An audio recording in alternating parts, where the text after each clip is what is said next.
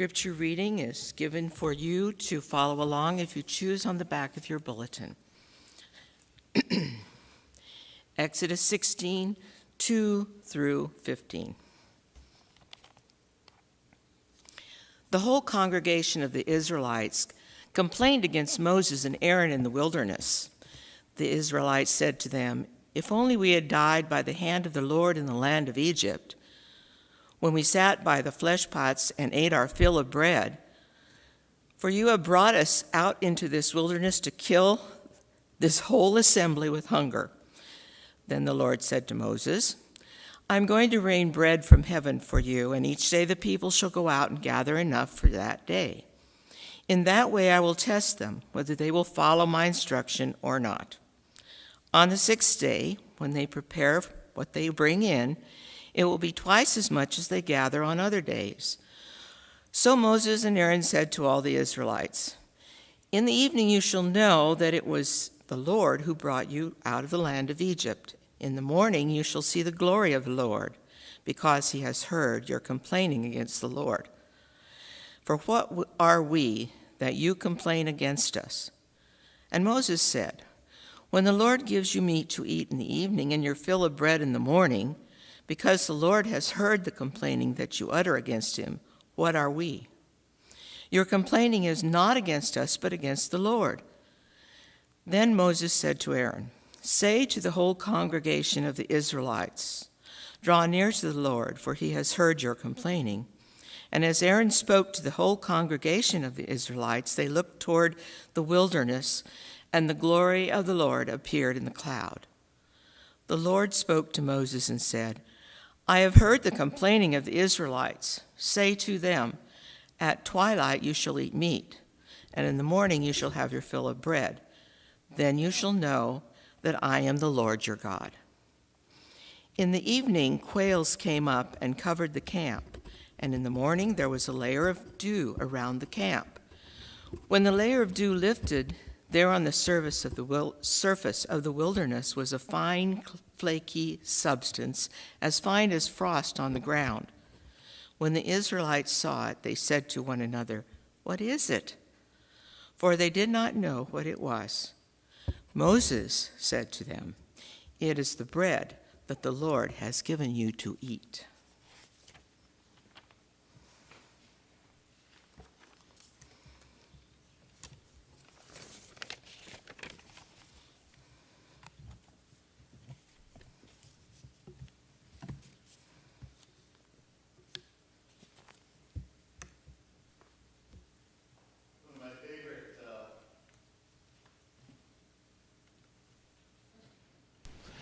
One of my favorite classes in college was elementary logic. Did you take elementary logic, Mary?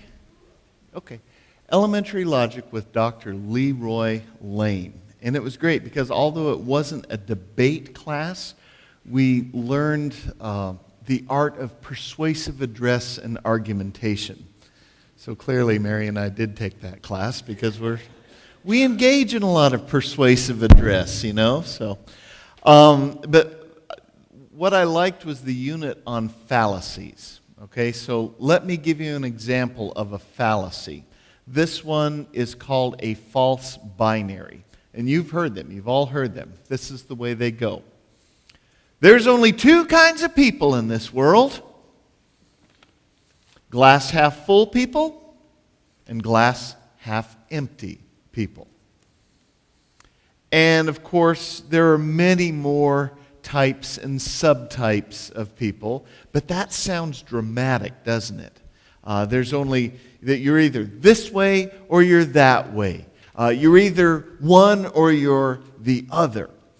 And in this case, in this false binary that I gave you, the idea is that there are people who look at the world from a pessimistic point of view, and there are people who look at the world from an optimistic point of view, which of course isn't true. But I tell you, it sure seems that way sometimes, doesn't it? I mean, I guess that's how these false binaries kind of come into play. It's especially so when you're talking about a person's general level of gratitude and their ability to deal with adversity in life, because some people seem to go through life with very little gratitude for what they have. They have a hard time navigating through the storms of life. They sometimes complain loudly, and they echo that old country music song that says, "If I didn't have any bad luck, I'd have no luck at all." In other words, they have a hard time making lemonade out of lemons. Although I've got to give somebody credit, they told me once, it's kind of hard to make lemonade, and I would love to make lemonade, but I don't have any water or sugar. But sometimes even the people who do have access to water and sugar have a hard time with having an attitude of gratitude. Sort of like the Hebrew people in the scripture that Barbara read here this morning. Because for generations, these Hebrew people were slaves to the Egyptians. They longed for freedom, but they honestly had no idea what freedom really was. That is, until God called Moses to deliver them out of Egypt with the promise that they would have a land that they could call their own, and that in this land it will be flowing with milk and honey. Which sounds awesome unless you're one of those glass half empty people who would complain that there wasn't any tea to go along with the milk and honey. Anyway, last week we talked about the Hebrew people's miraculous escape from Pharaoh's army. We talked about how necessary it was for them to keep their eyes forward and their hearts open so that when the opening came up, that they would be able to see it and act on it. So this week, we pick up the story with the people of Israel on the other side of that channel, on the other side of that passageway into what we call the Sinai Peninsula now. See, they successfully escaped Pharaoh's army and have now started their journey to the Promised Land as free people. No more bondage, no more slogging around in the mud and straw, making bricks, no more hauling huge stones, no more back-breaking, soul-crushing work. They are now free. And do you think they were happy about it? Not a bit. The Israelites were not happy about being in the wilderness. In fact, many of them expressed loudly how much life was better in Egypt than the situation that they're in now in the wilderness. Was this new life in the Sinai wilderness challenging? Yes, it was. Was it uncomfortable? Yes. And I have firsthand experience. I've been there, and let me tell you, it is a hot, rocky, scorpion-infested wasteland. And I would think that even the most die-hard survivalist would have a hard time lasting 40 hours there, let alone 40 years like the people of Israel. So I imagine what was more frustrating, though, for these people was the lack of a solid game plan for getting to their destination. I think that they were a little frustrated that there wasn't a clear path that they could see from the beginning. But, to choose slavery over freedom, it's hard for us to get our heads wrapped around that concept. That is, until we think about how often we fall into this trap. So has anybody ever experienced buyer's remorse? You all know what buyer's remorse is, right? Okay. We want something so bad. We dream about it night and day. We imagine what life would be like and how easy and fun it's going to be when we finally get it. And then we discover that what we spent so much time and energy wishing for requires a whole lot more work and maintenance than we bargained for. Take home computers for an example, okay? Everybody remember when home computers first came out on the market? Or better yet, when they first started being like a common appliance in our houses. We saw everybody else with the computer, and we thought, oh my gosh, this is great. My nephew, he can do all of his college papers on this computer. There's a word processing program, and all he has to do is type it in there. He doesn't have to print things out continuously. He doesn't have to print anything out until it's done. The thing checks your spelling. It formats your footnotes and everything like that. Oh my gosh, this would be great. I got to get one of those. Ooh, and then my daughter tells me that she can send me pictures of our grandbaby on a thing called email. Wow, this is great. Ooh, you know what? Oh, no kidding. There is a program that will do my taxes, and all I've got to do is enter the numbers. Whoa, I've got to, oh, are you kidding me? There's actually a program where you can enter into an address of a place I want to go, and I can push a button, and it'll tell me how to get there, and the easiest way to get there, and how many miles it is over this thing called the internet. Wow. And so, you save your money. You dream about how much easier life is going to be once you get this computer into your house. You can't wait. In fact, you take your typewriter and you go hide it in a dark, dusty corner in your garage because you don't need that thing anymore. And so, you finally get that computer. And you have a nice space on your desk now where the typewriter used to be that you can set that thing down. And again, you're thinking, oh, life is going to be so much easier. And you open that box, and it's in several pieces. And you start unpacking that box, and you're like, oh my gosh, look at all these cables. Where do these cables go? There's a monitor, and there's a keyboard, and a printer, and a mouse, and my gosh, there's a lot of things. How am I going to figure this out? And then you see an instruction manual, and you think, oh, gosh, that's what I need. I need an instruction manual because it's going to help me figure this all out. So you pick up that instruction manual and open it up, and it's in French. And you think, oh my gosh, this isn't going to help me. But then you see another manual that looks just like that. You're thinking, oh, okay, it's in Spanish. And you get another one, it's in Chinese. And you're like, oh my word, how am I going to do this? And then you finally find one that's in English. And you open it up and you start reading. And you understand the individual words that are on that page, but they make no sense when you put them together. And then you realize, oh my gosh, this is just the manual for the monitor.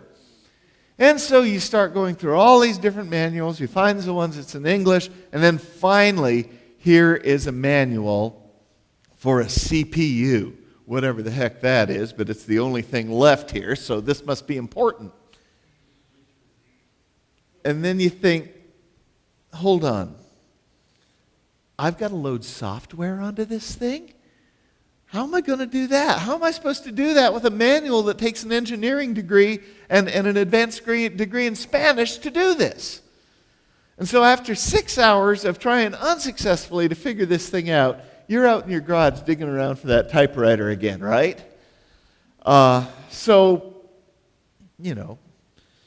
Maybe computers really they aren't the best illustration when you're trying to talk about people who are coming out of slavery, because I think we've kind of become slaves to technology. So, all right. Well, since we consider the Hebrew people our spiritual forebears, how then can we compare our experiences with theirs? So you think, okay, when do we ever look back to our past and long for the golden years, those good old days when things seemed a whole lot less complicated and messy? Oh, but we never do that, right? Yeah, but this is different. See, we're never in captivity like the Hebrew people. We never had to make bricks from mud and straw and haul big rocks around or anything like that. We aren't captive, and we weren't captive to anything or anyone. But think about this. Back in those so-called good old days, black folks could not drink from the same drinking fountains, use the same bathrooms, or eat at the same lunch counters as white folks. And in fact, in some states in our country, black women didn't even get the right to vote until the 1960s.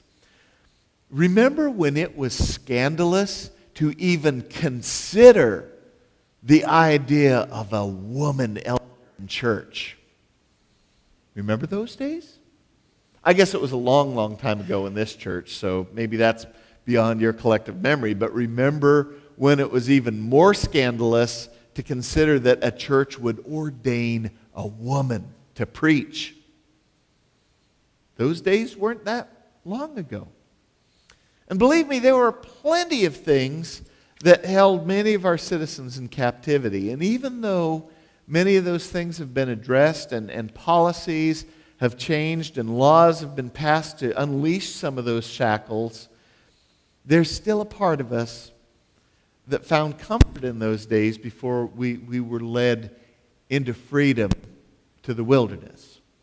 See, I can't, in good conscience, look back on the story of the Israelites in the wilderness and say how much better that I am and how not so good they were because of this. I'd never want to return to a place where I wasn't free. But, I'll be honest. There are times when my gut values the certainty of security over the uncertainty of freedom. So I can't even say that I'd be above complaining about the potential perils of freedom. In the same way that God heard Israel's cries for help when they were slaves in Egypt and acted to deliver them, God also heard their cries for food.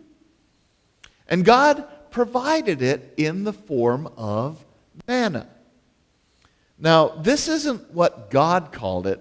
This is what the people called it. And I appreciate the translation, the New Revised Standard Version, because the first time they came across it, they said, "What is this?"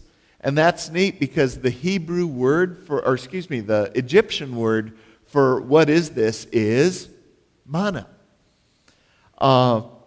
It's kind of like when you first put broccoli in front of a kid. They've never had broccoli before, and you put it in front of them, and they sniff it and go, "Ew, what is this?"